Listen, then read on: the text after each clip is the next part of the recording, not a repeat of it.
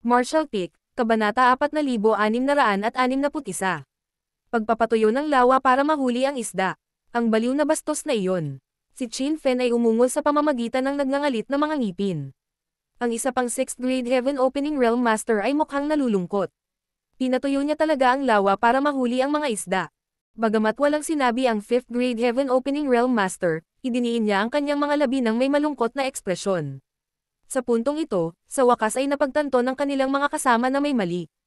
Ang babae, na tumulong kay Qin Fen kanina, ay nakatayo sa tabi niya habang malumanay na nagtanong. Senior Brother Qin, ang taong iyon ba ay sumisipsip ng Spear Dao Essence? Namumulang mata, tumanggo si Qin Fen. Isang buntong hininga ang pinakawalan ng babae. Ang orihinal na may-ari ng Universe Cave Heaven na ito ay isang master ng Spear Dao bago siya namatay, na isang kilalang katotohanan, kaya ang Spear Dao Essence sa lugar na ito ay medyo sagana. Sa makatuwid, maging ang Heaven Opening Realm Masters o ang iba pang mga nilalang na pinalaki sa lugar na ito, marami sa kanila ang magaling gumamit ng mga sibat. Kabalintunaan, ang kasalukuyang may-ari ng Linlang Palace, si Xia Linlang, ay kakaunti ang alam tungkol sa Spear Dao. Noong nakaraan, palaging naglilinang si Qin Fen kasama ang dalawa pang Heaven Opening Realm Masters na sanay sa Spear Dao.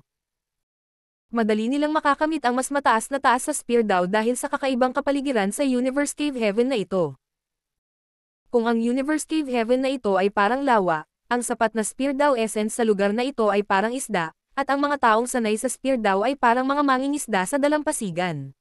Kung gaano karaming isda ang kanilang mahuhuli, ito ay nakasalalay sa kanilang talento at pagkakataon. Napakahusay ng likas na kakayahan ni Qin Fen, kaya naman nagtayo siya ng matatag na pundasyon sa Spear Dao.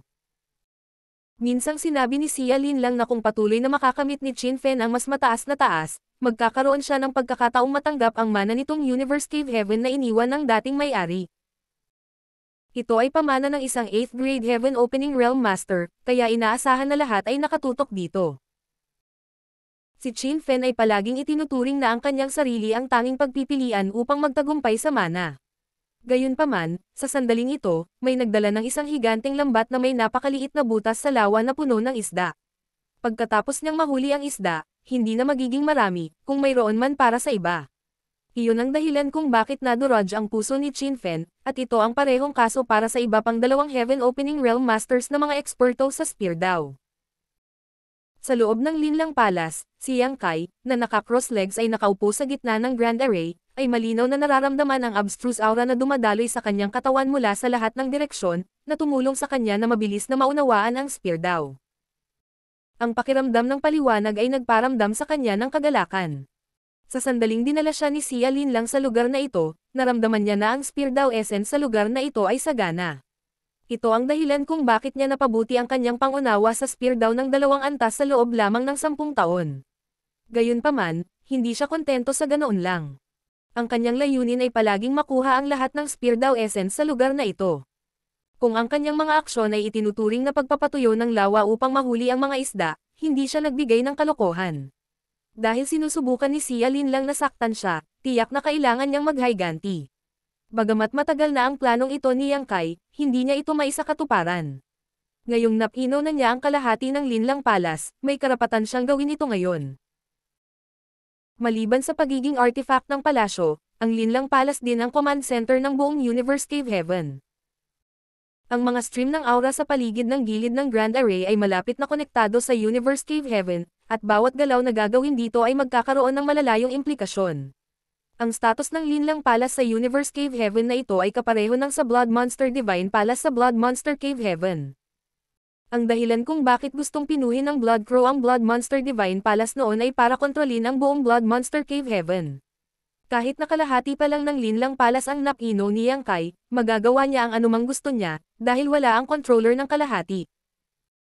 Ang mga stream ng umiiral ngunit mahinang nakikitang Spear Dao Essence ay hinihigop ni Yang Kai, na lubos na nagpahusay sa kanyang karunungan sa Spear Dao. Kahit na hindi niya maintindihan ang Dao sa pamamagitan ng bulag na pagguhit nito, magagawa niya itong matuno sa hinaharap. Ang pagbabagong nagaganap sa Universe Cave Heaven ay tahimik. Tanging ang Heaven Opening Realm Masters na bihasa sa Spear Dao ang malinaw na nakakaramdam ng pagkawala nito. Sa paglipas ng panahon, ang orihinal na sapat na Spear Dao Essence ay naging kalat-kalat at nawala, si Qin Fen ay tila nawasak. Bagamat sinakop ni Yang Kai ang Linlang Palace, makukuha pa rin ito ni Xia Linlang sa kanyang pagbabalik. Gayunpaman, ang pagkawala ng Dao Essence ay hindi na maibabalik. Sa Grand Array ng Linlang Palace, si Yang Kai, na naka-cross legs ay nakaupo, na parang busog na busog. Habang siya ay nakaupo doon, ang kanyang spear intent ay lumundag na para bang siya mismo ay isang sibat na hindi magagapi. Tiyak, hindi niya kayang tunawin ang lahat ng Spear Dao Essence sa isang maikling panahon, ngunit hanggat maaari niya itong i-assimilate sa kanyang katawan, naniniwala siya na maaari pa niyang pagbutihin ang kanyang pangunawa sa Spear Dao ng isa pang 2 antas, na nangangahulugang na ito ang kanyang pangalawang pinakamakapangyarihang Grand Dao pagkatapos ng Dao of Space. Pino niya ang kalahati ng Linlang Palace at inagaw ang lahat ng Spear Dao Essence sa Universe Cave Heaven na ito. Bagamat pilit siyang dinala sa lugar na ito, nakakuha siya ng napakalaking benepisyo sa huli. Pagkatapos ng kanyang ginawa, alam ni Yang Kai na hindi na siya maaaring manatili pa rito. Tiyak, hindi niya hihintayin na bumalik si Xia Linlang at ay settle ang score sa kanya. Hindi maalis ang Linlang Palace. Sa totoo lang, mapipilitan niyang dalhin ito, ngunit sa paggawa nito ay magiging sanhi ito ng pagbagsak ng Universe Cave Heaven. Habang ang mga naninirahan sa loob ng lugar na ito ay mapupunta sa isang kahabag-habag na estado, determinado rin si Xia Linlang na patayin siya. Habang umaalon-alon ang Space Principles, nawala si Yang Kai sa lugar sa susunod na sandali.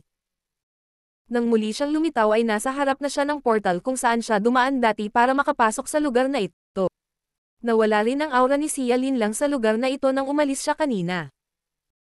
Noong una, naisip ni Yang Kai na dahil sa kanyang master ng Dao of Space, hindi magiging mahirap para sa kanya na buksan ang portal kahit na kailangan niyang gumastos ng kaunting pagsisikap. Gayunpaman, pagdating sa lugar na ito, laking gulat niya nang mapagtanto na wala talagang bakas ng portal dito. Makalipas ang kalahating araw na paghahanap sa paligid, hindi pa rin niya ito mahanap.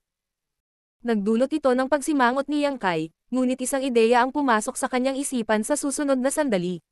Bilang kalahating may-ari ng Linlang Palace, maaari siyang kumonekta sa buong Universe Cave Heaven at hanapin ang portal. Hindi magiging madali kung naririto si Xia Linlang, ngunit dahil wala siya, maaari niyang gawin ang anumang gusto niya. Hindi nagtagal, may natuklasan si Yang Kai. Nanlaki ang kanyang mga mata sa pagkamangha dahil hindi lamang nakatago ang portal, ngunit patuloy din itong lumilipat sa mga bagong lugar habang lumilipas ang panahon. Noon niya napagtanto ang dahilan kung bakit hindi niya mahanap ang portal ay dahil ito ay gumagalaw. Siya ay nag-aksaya ng kalahating araw habang iniisip niya na ang portal ay nasa orihinal na lugar pa rin ito. Dahil nahanap na niya ang portal, agad niyang na-activate ang kanyang Space Principles sa pagtatangkang pilitin itong buksan. Makalipas ang kalahating araw, nagsuot siya ng mapang-asar na ekspresyon. Ang portal ay nasilyuhan ni Xia Linlang dahil konektado na ito sa buong Universe Cave Heaven. Maliban kung siya ay nagtataglay ng kapangyarihan na higit sa pamana sa lugar na ito, hindi niya ito mapipilit na buksan. Talaga, hindi siya papayag na umalis siya. Hindi nakapagtataka na sa kabila ng pagkaalam na si Yang Kai ay isang dalubhasa sa Dao of Space, umalis pa rin siya sa lugar ng walang pag-aalala. Maliwanag na alam niyang hindi niya mabubuksan ang portal. Kahit kalahating may-ari siya ng lugar na ito, mahina pa rin ang pundasyon niya. Sa kabilang banda, matagal nang pinamamahalaan ni Xia Linlang ang lugar na ito, kaya hindi nakakagulat na may mga naiwan siyang trick. Pagkatapos ng ilang sandali ng katahimikan, tumalikod si Yang Kai at bumalik sa Linlang Palace. Dahil hindi siya papayag na umalis, dito na lang siya mananatili. Dati, siya ay isang bihag na walang kapangyarihan upang labanan si Xia Linlang. Gayunpaman, ngayon, mayroon na siyang kapital para hamanin ang babae ng 7th grade. Sa katunayan, hindi siya natatakot sa kanyang pagbabalik. Ang dahilan kung bakit gusto niyang umalis ay dahil ayaw niyang makipag-away sa kanya. Lumipat siya gamit ang Space Principles, kaya hindi na malayan ni Qin Fen at ng iba pa, na naghihintay sa labas ng Linlang Palace, na umalis na siya. Sa mga sumunod na araw, nanatili si Yang Kai sa loob ng Linlang Palace upang magtanim habang sinusubukang i-assimilate ang Spear Dao Essence sa kanyang katawan. Makalipas ang kalahating buwan, bigla siyang nagmulat ng mata at nagpakita sa bubong ng palasyo bago tumangala. Hindi sapat ang kalahating buwan para ganap niyang masipsip ang lahat ng Dao Essence, ngunit isang hakbang na lang siya ngayon mula sa ika-6 na antas sa kanyang Spear Dao. Isang sinag ng liwanag ang papalapit mula sa malayo. Bago pa man siya dumating, napansin na niya ang pagbabagong pinagdaanan ng lugar na ito. Ang kanyang malungkot na tingin ay tumagos sa kawalan at sumalungat sa kay Yang Kai habang ang kanyang hangarin na pumatay ay lumakas. Bilang tugon, ngumiti si Yang Kai sa kanya. Matapos mapunta ang curvy figure sa labas ng Linlang Palace, si Qin Fen at ang iba pa, na mukhang mga bata na binubuli habang wala ang mga matatanda, ay sumigaw. Palace Master, si Xia Linlang ay may kalmadong ekspresyon at tumangala kay Yang Kai, na nakatayo sa bubong ng palasyo. Sa ilalim ng kanyang katahimikan ay isang bulkan ng galit na malapit ng sumabog. Isang guilty na si Qin Fen ang nagsabi. Palace Master, pasensya na sa pagkabigo ko sa iyo. Pumasok si Yang Kai sa Linlang Palace at inagaw ang Array Jade. Pagkatapos ay inukupan niya ang palasyo at pilit na hinigop ang Spear Daw Essence. Patawarin mo ako. Dahan daw ang iwinagayway ni Xia Linlang ang kanyang kamay nang hindi nagsasalita. Nang makita iyon, mas nakonsensya si Qin Fen. Nakatayo sa bubong, iniabot ni Yang Kai ang kanyang kamay nang nakangiti. Sa susunod na sandali, dumaong si Xia Linlang sa isang lugar na 10 metro sa tabi ni Yang Kai at tumabi sa kanya. Ngumisi siya. Mukhang minamaliit kita. Napakaganda ng tanawin dito. Sagot ni Yang Kai, ngunit wala itong kinalaman sa kanyang sinabi. Itinago mo ba ang iyong tunay na lakas noon? Lumingon sa kanya si Xia Linlang. Bagamat ang kanyang figure ay mas maikli kaysa kay Yang Kai, ang kanyang tingin ay nakakapagpakumbaba. Bilang 7th grade Heaven Opening Realm Master, may karapatan siyang maging mapagmataas. Nakangiting sinabi ni Yang Kai. Hindi pa ako nagkaroon ng pagkakataon na ipakita ang tunay kong lakas, kaya hindi ko akalain na may tinatago akong kahit ano. Ang World Spring ay nagsimulang manirahan sa kanyang miniature universe nang mahuli siya ni Xia Linlang. Dahil ang kanyang miniature universe ay napigilan nito, hindi niya lubos na nagamit ang kanyang kapangyarihan. Bakit hindi ka tumakas pagkatapos gumawa ng napakaraming kakilakilabot na bagay? Naghihintay ka ba ng kamatayan dito? Mapanuksong tumingin sa kanya si Xia Linlang. Pagkatapos ay kinutya niya ito sa pagsasabing. Oh, nakalimutan ko na kahit nasanay ka sa Dao of Space, hindi ka makakaalis sa lugar na ito nang walang pahintulot ko. Tulad ng isang matalinong matandang lalaki, inilagay ni Yang Kai ang kanyang mga kamay sa kanyang manggas at taos-pusong sinabi. Kaya nga ako naghihintay dito para makipag-usap sa iyo. Ipagpatuloy mo, buksan mo ang portal at hayaan mo akong umalis. Pagkatapos noon, wala na tayong gagawin sa isa't isa. Sinuri siya ni Xia Linlang saglit bago sinabing. Ituturing ko na lang ito bilang kalokohan mo. Inabot niya ang kanyang kamay. Ipasa sa akin ang Array Jade, at maaari akong magpanggap na walang nangyari. Hihintayin ko pa rin na umakyat ka sa 7th grade, kung hindi, papatayin kita kahit na baka mawala ako sa World Spring. Pagkatapos ng iyong kamatayan, ang Dao Essence na ninakaw mo ay babalik sa lugar na ito, at maging ang sarili mong Dao Essence ay mananatili. Kung ganoon, hindi naman talaga kami nakaranas ng anumang pagkalugi. Napabuntong hininga si Yang Kai. Kapag mahina ang lakas ng isang tao, walang bigat ang kanyang mga salita. Martial Peak, Kabanata 4662. Pearl Flower, ngumisi si Xia Linlang. Sa tingin mo, may puhunan ka ba para makipagtawaran sa akin ngayon? Nakakunot ang noo, pinag-isipan ito ni Yang Kai saglit bago mahinahong sinabi. Wala ba? Umungol si Xia Linlang. Brat, huwag kang masyadong lumayo. Limitado ang pasensya ko. Wala kang mapapala sa pananakit mo sa akin. Kasunod ng isang buntong hininga, sinabi ni Yang Kai. Mukhang wala tayong pagpipilian kundi ang lumaban.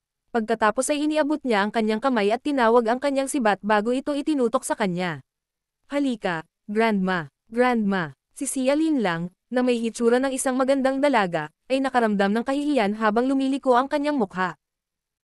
Si Qin Fen at ang iba pa, na naghihintay sa labas ng Linlang Palace, ay agad na nabasa ng malamig na pawis. Sa sumunod na sandali, nagsimula ang isang matinding labanan.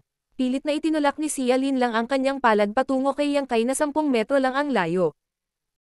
Ang World Force ng isang 7th grade Heaven Opening Realm Master ay lumundag mula sa kanyang maliit na palad na parang tsunami.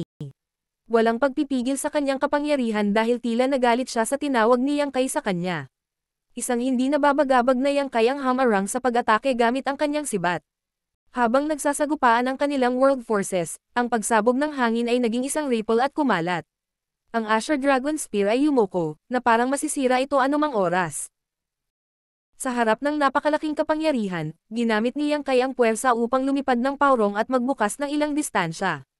Gayunpaman, ang mga pag-atake ni Xia Linlang ay tuloy-tuloy habang siya ay dumapo sa kanya na parang bagyo. Patuloy na umuurong paatras si Yang Kai, na para bang wala siyang kapangyarihan para maka-counterattack. Makalipas ang 3 paghinga, ilang daang libong kilometro na ang layo niya. Hindi na siya makagalaw paatras dahil may bundok sa likuran niya. Sa pagtama, lumipad siya na parang sako at bumagsak sa bundok. Ang bundok ay gumuho at nilamon si Yang Kai dito. Habang tumataas ang alikabok, lumipad si Xia Lin lang sa himpapawid habang nakatingin sa ibaba sa paraang mapagpakumbaba. Pagkaraan ng ilang sandali, bumaril si Yang Kai mula sa mga guho. Bagamat medyo nabugbog siya habang tumutulo ang dugo mula sa kanyang bibig, nanatiling stable ang kanyang aura. Tinusok niya ang kanyang sibat sa lupa at nagpakawalan ng hininga bago sinabing. Ang 4 Universe Pillars ay nabubuhay ayon sa kanilang reputasyon. Kung kailangan niyang direktang harapin ang mabangis na pag-atake mula sa isang 7th grade Heaven Opening Realm Master bago ganap na pinuhin ang World Spring, ang kanyang miniature universe ay nasa kaguluhan na ngayon. Noong nakipaglaban siya kay Zuo Quanhui dati, siya ay palaging nasa kawalan at pinaghihigpitan sa maraming paraan pangunahin na dahil sa kawalang tatag sa kanyang miniature universe. Gayunpaman, sa pagkakaroon ng World Spring, ang kanyang miniature universe ay nanatiling matatag kahit gaano pa kalakas ang mga strike ni Xia Lin lang. Hindi man lang ito natinag. Ang presensya ng World Spring ay parang matibay na baluti na tumatakip sa kanyang miniature universe. Kahit na si Yang Kai ay nahaharap sa isang kalaban na may mas malakas na pamana, hindi siya magiging dehado.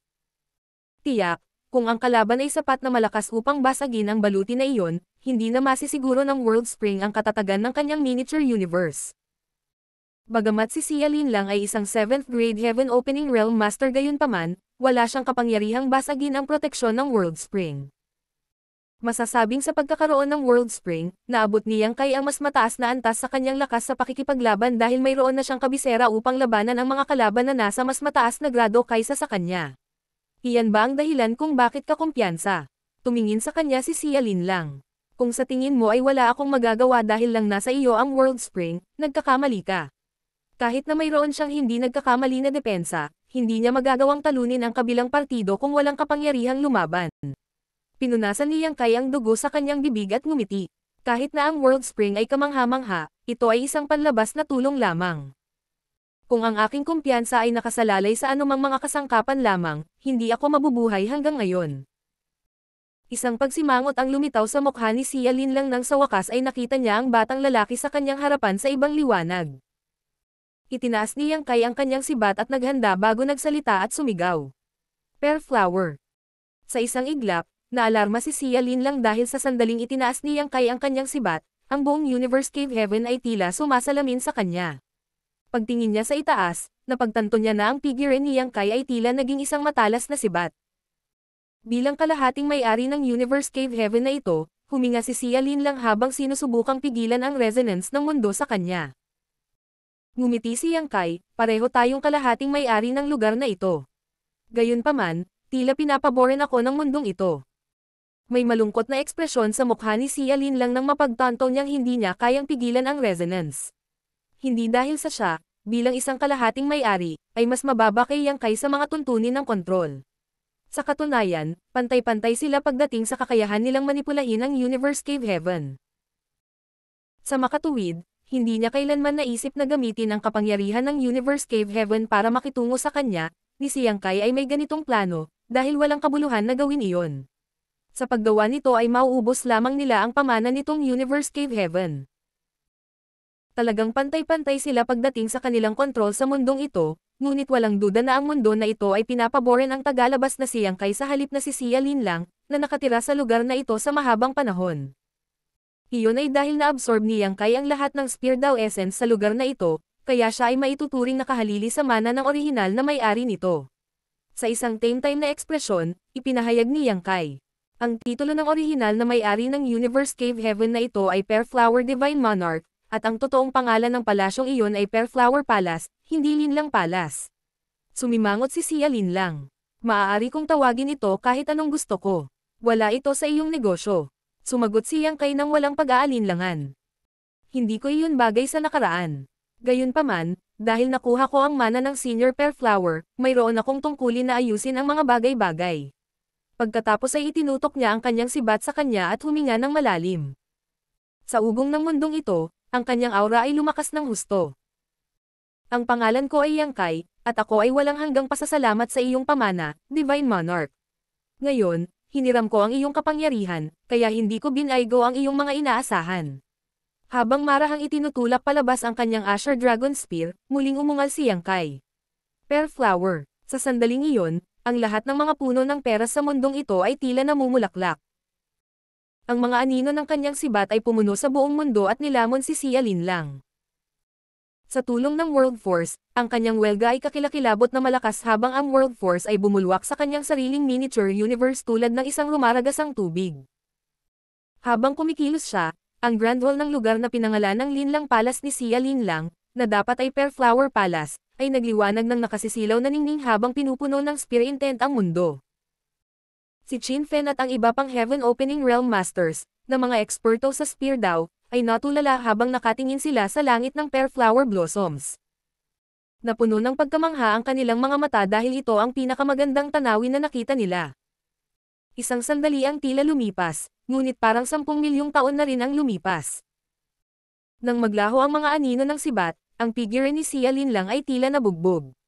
Kasalukuyan, medyo mapatla ang mukha niya. May ilang hiwa sa kanyang damit, at ang kanyang buhok ay magulo.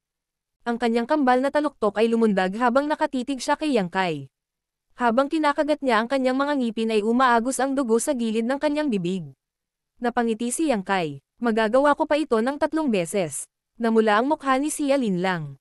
Ang pag-atake sa tulong ng kapangyarihan ng Pearl Flower Cave Heaven ay katumbas ng todoong pag-atake ng isang 7th grade Heaven Opening Realm Master. Ang katotohanan kaya niya itong yakapin ay nagpapakita na siya ay tunay na makapangyarihan. Bagamat hindi siya malubhang nasugatan, hindi rin siya ganap na maayos. Masasaktan siya ng husto kung kailangan niyang harapin ang parehong uri ng pag-atake ng 3 beses pa. Tiyak, mapupunta rin si Yang Kai sa isang kakilakilabot na kalagayan noon, ngunit hindi ito katumbas ng halaga para sa kanya.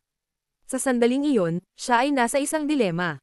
Nag-aatubili siyang palayain si Yang Kai, ngunit kung pananatilihin niya ito, isa sa kanila ang dapat mamatay ngayon. Anong masasabi mo? Tanong ni Yang Kai, dahil wala siyang balak na bigyan siya ng oras para pag-isipan ang isyu. Gusto mo bang makipaglaban sa akin sa buhay at kamatayan? O gusto mong mabuhay tayong dalawa? Nasa iyo ang pagpipilian. Marunong siyang tumigil sa pangungutya sa kanya bilang isang grandma, baka lumala pa ang sitwasyon. Nang makitang nanatili siyang tahimik, sinabi ni Yang Kai, tiyak na hindi kita matatalo, at baka mawala pa ang buhay ko rito. Gayunpaman, bago mangyari iyon, ang kalahati ng Pearl Flower Cave Heaven ay mawawasak, na magiging isang napakalaking kawalan para sa iyo. Kung pakakawalan mo ako ngayon, magiging pantay tayo.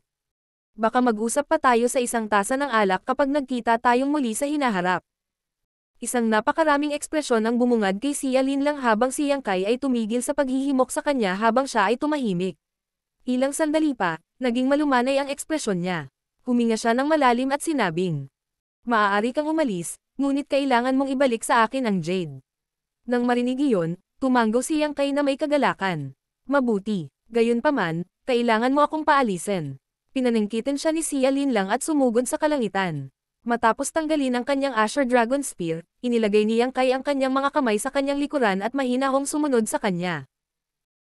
Tila iniwasan niya ang kanyang pagbabantay, kahit na wala nang higit pa sa katotohanan. Ilang sandali pa, dumating sila sa isang lugar sa kalangitan, pagkatapos ay lumingon si Xia Linlang para tingnan siya. Sinabi ni Yang Kai, dahil nagpasya kang palayain ako, dapat mong ihinto ang pagdududa. Pagkatapos kong umalis, walang kabuluhan na itago ko ang Jade, at masasaktan lang kita sa paggawa nito. Huwag kang mag-alala, pagkatapos mong buksan ang portal, iiwan ko ang Jade dito at pupunta. Huwag mo akong subukang linlangin. Nagbabala si Xia Linlang. Ako ay palaging isang tao ng aking salita. Si Yang Kai ay nagpakita ng tame time. Noon lamang nagsagawa ng handseal si Xia Linlang. Ilang sandali pa, may lumabas na portal sa void. Ginamit ni Yang Kai ang kanyang divine sense, at nang madetect ang aura ng ibang mundo mula sa kabilang panig ng portal, natahimik siya. Inilabas niya ang Jade at ipinakita ito kay Xia Linlang bago ito ipinitik patungo sa kanya. Kasabay nito, walang pag-aalinlangan siyang bumulusok sa portal. Kinuha ni Xia Linlang ang Jade at tila walang intensyon na pigilan siya. Gayunpaman, tulad ng paglusot ni Yang Kai sa portal, ibinaba niya ang kanyang mga labi sa isang panunuya. Nang mawala si Yang Kai, nanunuya siya. Sa tingin mo napakatalino mo. Nahulog ka sa pakulo ko sa huli. Dumating si Yang Kai sa isang lugar kung saan natatakpan ng mga puno ang mga bundok. Habang ang mga kakaibang hayop ay tumakbo pasulong sa lupa, ang kalangitan ay napuno ng mga ibon. Isang tulalang Yang Kai ang tumingin sa tanawin sa harap ng kanyang mga mata habang maraming ekspresyon ang bumungad sa kanya. Maya-maya, tumangala siya at bumuntong hininga. Palagay ko kung ano ang nangyayari sa paligid. Nahulog na siya sa bitag ng babaeng iyon. Si Xiaolin lang ay nagbukas ng portal para sa kanya kanina. Matapos itong madaanan, nakarating siya sa kakaibang lugar na ito sa halip na bumalik sa labas ng mundo. Sigurado siya na wala siya sa Pearl Flower Cave Heaven o sa Shattered Heaven. Noon lang, biglang lumitaw si Xiaolin lang na parang multo habang sinulyapan niya si Yang Kai. Nakangiting sabi niya, hindi ba ito ang binata na muntik ng baligtarin ang aking bakuran? Anong pagkakataon? Hindi ko inaasahan na magkikita tayong muli ng ganoon kaga. Kasalukuyan, kumikinang ang kanyang balat nang walang anumang palatandaan ng pamumutla nito kanina. Martial Peak, Kabanata 4663. Tingnan ng isang bisitang lumayo, pilitin ang isang bisita na manatili. Maliwanag na ang Pearl Flower Divine Ability ni Yang Kai ay hindi nagdulot ng anumang tunay na pinsala kay Xiaolin lang, ngunit kumilos siya na parang nasugatan siya ng husto, na nagpakita kung gaano siya kaplano. Hoy Grandma, ano ito? Hindi mo ba alam na hindi nararapat na makita ang isang bisita na umalis para lamang pilitin silang manatili bilang isang bisita? Pinunasan ni Xiaolin lang ang kanyang mga pilikmata at mahinang sumagot.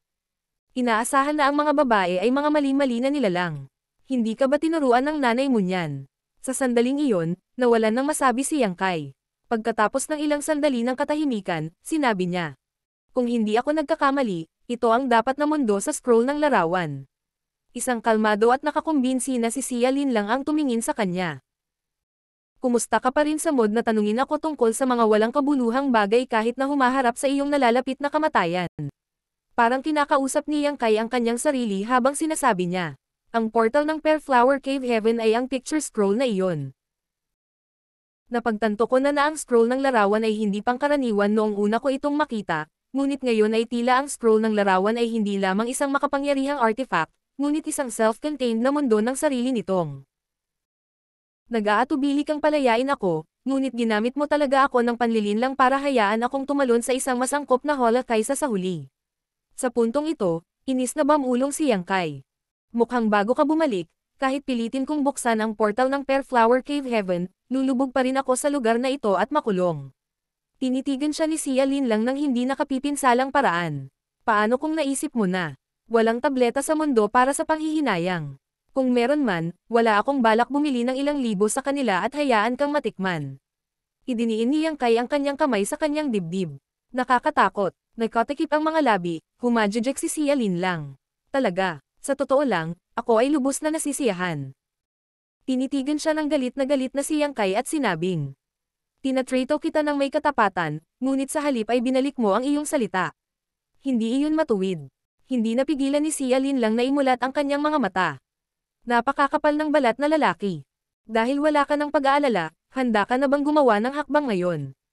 Tumingin si Yang Kai sa kanya. Sa isang dispassionate na paraan, sumagot si Xiaolin lang. Hinding-hindi ako magiging kalmado hanggat nabubuhay pa ang isang taong hindi alam ang kanyang lugar na tulad mo. Bagamat mahalaga ang World Spring, wala akong pasensya na maghintay na makarating ka sa 7th grade. Tingnan na lang natin kung gaano ako kasworth. Kung ako ay mapalad, ang World Spring ay maaaring mabuhay pagkatapos ng iyong kamatayan.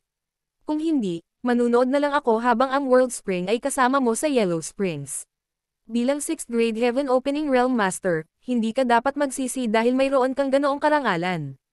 Malumanay na tumango si Yang Kai. Tama ka, mayroon ka bang huling mga salita? Nakanganga si Xiaolin lang sa kanya. Hindi na kailangan yan. Umiling si Yang Kai. Tinitigan siya ni Xiaolin lang. Sa sumunod na sandali, humarap siya sa kanya at itinulak ang kanyang palad bago nagmura. Maaari kang mamatay ngayon, kung gayon. Kaagad, napigilan ni Yang Kai ang pag-atake gamit ang kanyang kamao. Kasunod ng isang malakas na boom, ang lupa ay yumanig ng malakas. Isang bitek ang lumitaw sa ilalim ni Yang Kai habang ang kanyang mga paa ay lumubog sa lupa. Nang hindi siya binigyan ng pagkakataong huminga, muling itinulak ni Xiaolin lang ang kanyang palad sa bilis ng kidlat. Kung hindi ito personal na naranasan ni Yang Kai, hindi siya maniniwala na ang isang maliit na babae ay maaaring magpakawala ng gayong marahas na pag-atake. Ang huling pagkakataon na nakatagpo siya ng ganoong sitwasyon ay noong nakilala niya si Zhu Qing, na mula sa Dragon Clan, sa unang pagkakataon. Ang kanyang mga pag-atake ay dumaong kay Yang Kai na parang isang torrent, at 10 strike mamaya, kalahati ng figure ni Yang Kai ay nasa ilalim ng lupa. Paano ako lalabanan ng 6th grade Heaven Opening Realm Master na tulad mo nang walang tulong ng kapangyarihan ng Perflower Cave Heaven? Hindi alintana kung gaano kahanga-hanga ang World Spring, hindi ito makakabawi sa agwat sa pagitan natin. Ngumuso si Xia Lin lang habang hindi tumitigil ang kanyang pag-atake. Dati, dahil nakuha ni Yang Kai ang mana ng Perflower Divine Monarch, nagawa niyang gamitin ang kapangyarihan ng Perflower Cave Heaven. Kung sila ay nasangkot sa isang matinding labanan sa Perflower Cave Heaven, ang lugar ay magdaranas ng napakalaking kawalan. Iyon ang dahilan kung bakit siya nilinlang ni Xia Lin lang na pasukin ang mundo sa picture scroll sa halip. Ang scroll ng larawan sa labas ng Perflower Cave Heaven ay hindi lamang nagsilbing portal at isang layer ng depensa, ngunit isa rin itong hola. Ngayon, si Yang Kai ay nakulong sa loob ng hola na ito, at maliban kung papatayin niya si Xia Lin lang, hinding-hindi siya makakalabas dito. Habang nagsasalita si Xia Lin lang, sinubukan niyang walisin ang kanyang binti sa ulo ng lalaki. Itinaas ni Yang Kai ang kanyang kamay upang harangin, ngunit nang nahaharap siya sa marahas na puwersa, pinaalis siya na parang karot na nabunot sa lupa. Habang nasa himpapawid, nag-spray siya ng isang subo ng dugo.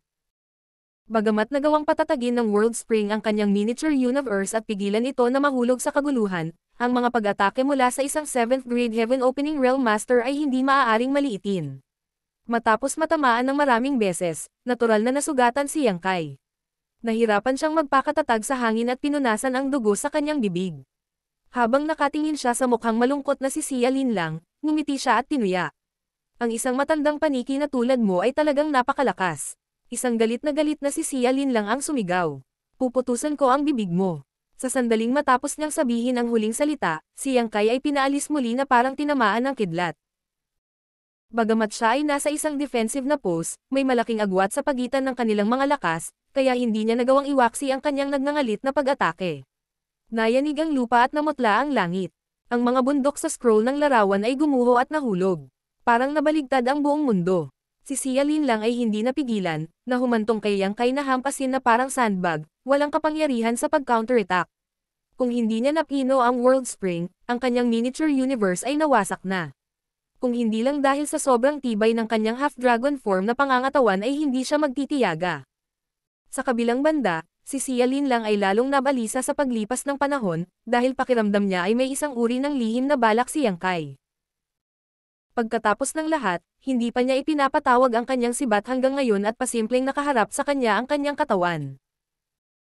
Gayunpaman, nadama niya na hindi magagawa ni Yang Kai ang anumang lihim na plano sa mundong ito sa scroll ng larawan kahit na mayroon siya. Sa lugar na ito, hindi na siya matatalo bilang 7th grade Heaven Opening Realm Master. Sa makatuwid, ang kanyang pagdududa sa lalong madaling panahon ay naglaho sa manipis na hangin habang ang kanyang mga pag-atake ay naging mas mabilis. Sa sinabi nito, namangha siya sa katotohanan na ang isang 6th grade Heaven Opening Realm Master ay hindi pa rin nawawala sa kanyang buhay kasunod ng kanyang sunod-sunod na suntok. Hindi katakataka na pagkatapos niyang umalis, nagawa niyang sakupin ang Linlang Palace at sipin si Qin Fen at ang iba papalabas ng napakadali. Talagang mas malakas siya kaysa sa karaniwang 6th grade Heaven Opening Realm Masters.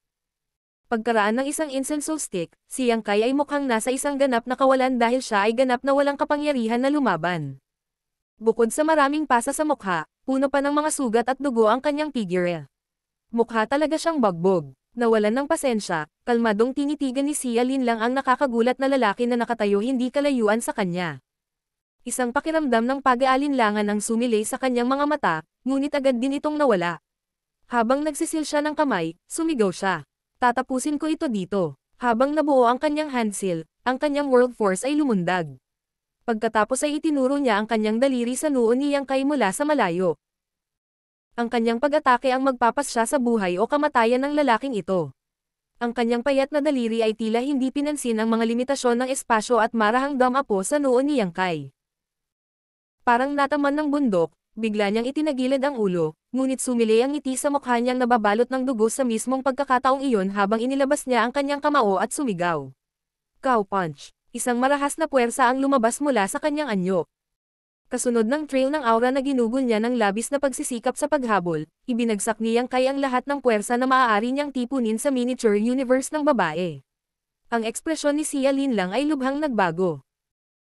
Sa isang iglap, naramdaman niya ang pag-ikot ng mundo sa kanyang paligid, at isang malakas na ingay ang umalangaw sa kanyang mga tainga habang ang kanyang miniature universe ay ipinadala sa kaguluhan.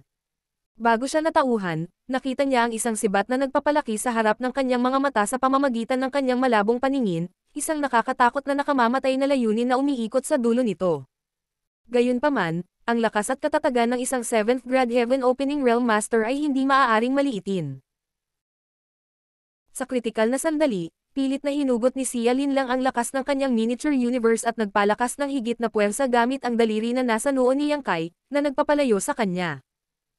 Sinaksak ni Asher Dragon Spear ang halos haba ng palad sa kanyang tiyan bago ito puwersahang ilabas, ang talon nito ay puno ng dugo. Nakatakas lamang mula sa pintuan ng kamatayan, mabilis na umatras si Xia Linlang ng 1,000 kilometro. Pagtingin niya sa ibaba, napagtanto niya na ang dugo ay umaagos mula sa kanyang tiyan at namamatay ang kanyang damit na pulang-pula. Ang kanyang figure ay malapit ng masagasaan ng sandata ngayon. Kung nakaranas siya ng ganoong pinsala, habang hindi siya mawawala ng buhay dahil sa kanyang 7th grade cultivation, maituturing pa rin itong kritikal na sugat. Ang mas nakakagulat para sa kanya ay mayroong isang madilim na apoy na nagninangas sa paligid ng kanyang sugat. Ang itim na apoy ay napakabangis na kaya lang niyang sugpuin ito, ngunit hindi ito agad na apula kahit na siya ay isang 7th grade Heaven Opening Realm Master. Golden Crow True Fire. Nanghina ang mga mag-aaral ni Xia Linlang habang agad niyang hinuhusgahan ang pinagmulan ng apoy. Ang Golden Crow True Fire ay isang high-grade fire element power. Dahil nagamit ni Yang Kai ang kapangyarihang ito, nangangahulugan ito na napino niya ito para sa kanyang sarili. Dahan-dahang nakarating si Xia Linlang sa 7th grade mula sa mas mababang kaharian, kaya alam na alam niya kung gaano kahirap ang pag-condense ng high-grade element power. Noon niya napagtanto kung bakit mas malakas si Yang Kai kaysa sa mga cultivator sa parehong grado.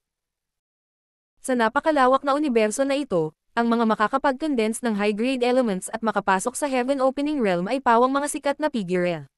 Tulagabang isang disipulo ang lalaking ito mula sa Bright King Cave Heaven. Pero hindi ko pa siya nakitang gumamit ng immovable Bright King body dati. Gayunpaman, tulad ng inilarawan sa mga alingawngaw, ang kanyang pangangatawan ay napakatibay. Habang ang paggamit ng Golden Crow True Fire ay nabigla kay Xia Linlang, ang pagbabago sa kanyang miniature universe ang talagang nag-aalala sa kanya. Sa sandaling ito, isang puwersa ang namumuo sa kanyang miniature universe, na naging dahilan para hindi niya maiikot ng maayos ang kanyang lakas. Bago pa niya ito subukang pigilan, lumapit si Yang Kai sa kanya gamit ang kanyang sibat.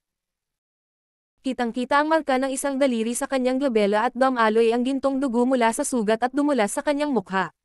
Isang marahas na ngiti ang ginawa ng isang hindi nababagabag na Yang Kai, na lalong nagpangingit sa kanyang mukha. Sa tingin mo ba makakalaban mo lang ako gamit ang Senior Spear daw? Ako, si Yang Kai, ay may sariling daos. Ipapaalam ko sa iyo ang kahihinatnan ng pagkagalit sa akin. Ang dahilan kung bakit niya pinigilan ang kanyang galit at hindi kailanman ipinatawag ang kanyang Asher Dragon Spear sa kabila ng pagkakasugat sa kanyang buong mukha at katawan ay dahil may malaking agwat sa pagitan ng kanilang base strengths. Kahit na ipatawag niya si Asher Dragon Spear, hindi magbabago ang resulta. Gayunpaman, ito ay naiiba sa sandaling ito. Kasunod ng paggamit niya ng Cow Punch Secret Technique, nabaliktad ang sitwasyon. Siya na ngayon ang may kapital para kalabanan siya. Kailangang sabihin na ang aura ng isang 7th grade ay napakahirap matrace. Dahil naiintindihan niya ang kanyang Cow Punch Secret Technique, ginamit lang ito ni Yang Kai para makitungo sa 4 na tao. Si Senior Sister Jean ang nauna, ngunit iyon ay mas parang isang friendly spar kaysa sa isang buhay at kamatayang labanan, at natapos ito pagkatapos na magtagumpay si Yang Kai. Si Tan Luoxing ang pangalawa.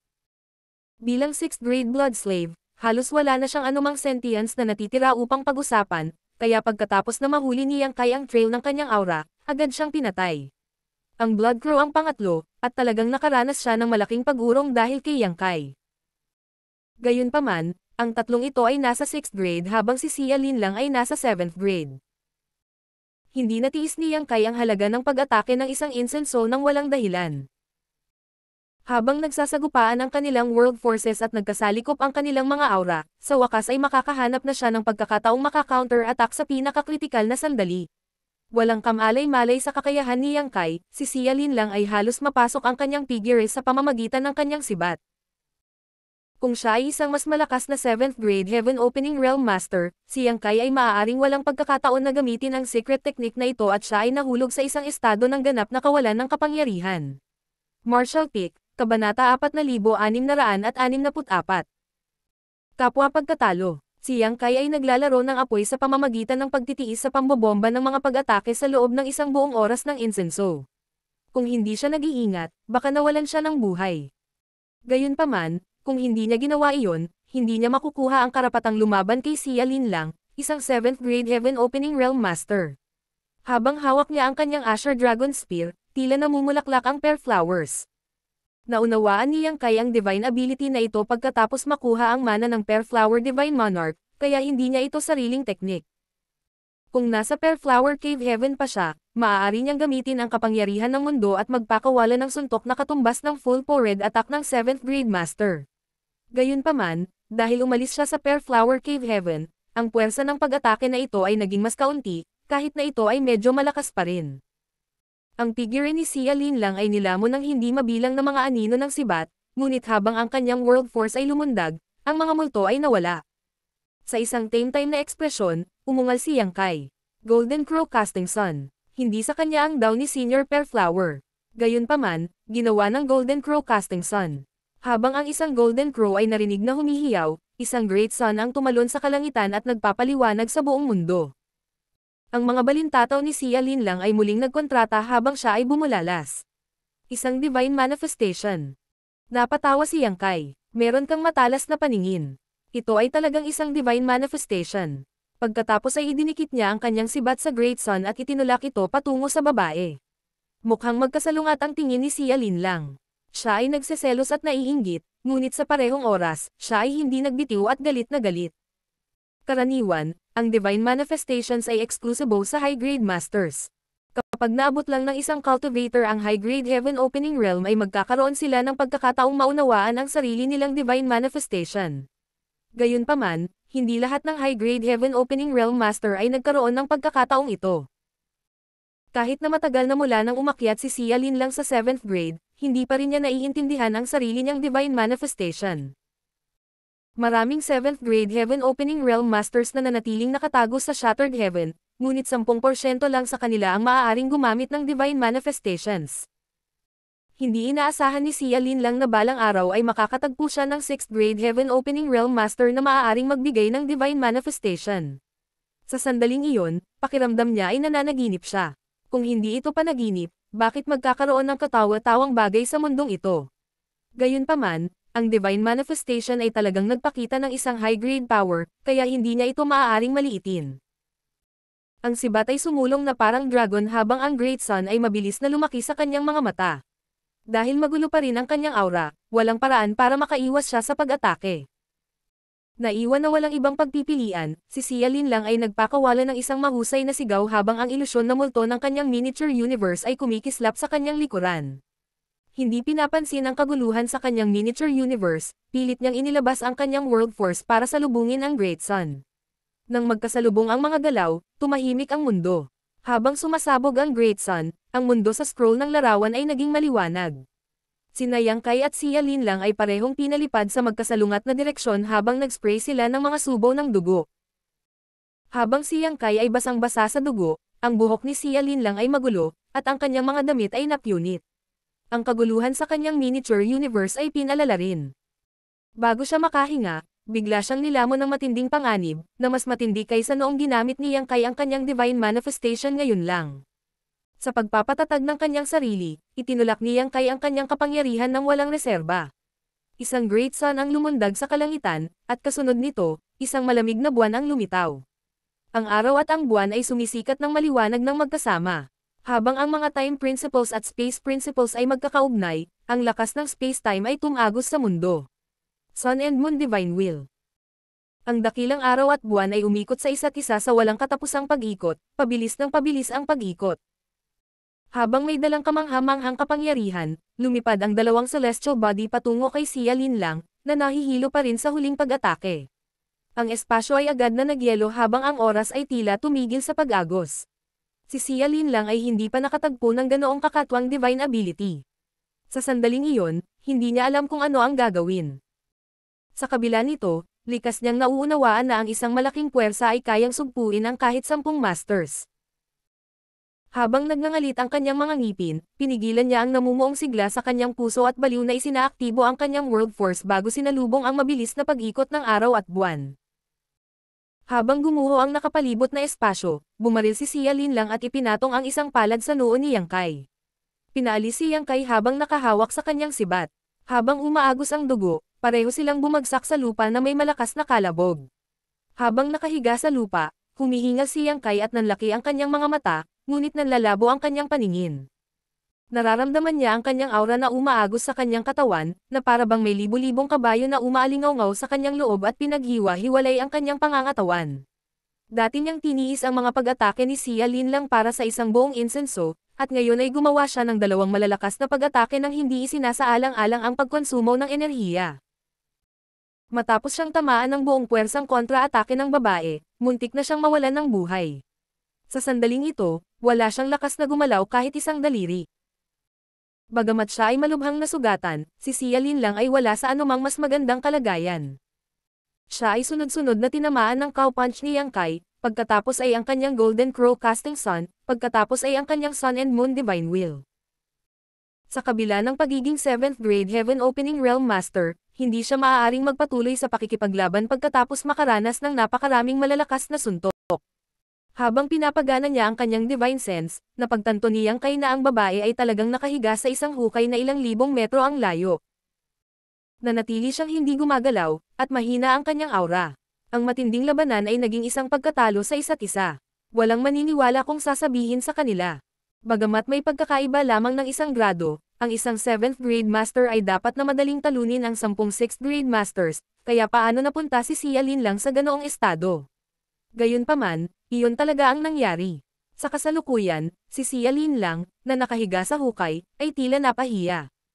Punit-punit na ang kanyang damit, nakitang-kita ang kanyang underwear. Kung may makakakita sa kanya nang hindi alam kung ano ang nangyari, iisipin nila na siya ay binastos at pagkatapos ay itinapon ni Yang Kai. Sa kabilang banda, hindi niya inaasahan na siya ay masusugatan ng husto ng isang 6th grade Heaven Opening Realm Master balang araw. Pakiramdam niya ay napahiya siya na malapit na siyang umiyak. Habang nagngangalit ang kanyang mga ngipin, napamura siya ng mariin. Maghintay ka lang, talagang pupunitin ko ang bangkay mo sa 10,000 piraso. Sa kabila ng mahina niyang boses, alam niyang naririnig siya ni Yang Kai. Gaya ng inaasahan, narinig si Yang Kai na bumuntong hininga. Paano ka nagkakaroon ng lakas ng loob na magbitaw ng mga pagbabante ngayon? Wala sa amin ang makagalaw, kaya kung sino ang mauunang makabawi ay siya ang mananalo. Kahit na mas mababa ang cultivation ko kaysa sa iyo, buo ang tiwala ko sa mga kakayahan ko sa pagbawi. Ang kanyang kumpiyansa ay nagmula sa kanyang half-dragon na pangangatawan at ang kanyang wood element power ay nag-condensed mula sa immortal tree. Sa makatuwid, kahit na siya ay isang grado na mas mataas kaysa sa kanya, naniniwala si Yang Kai na walang paraan na makakabawi si Xia Linlang bago siya makabawi.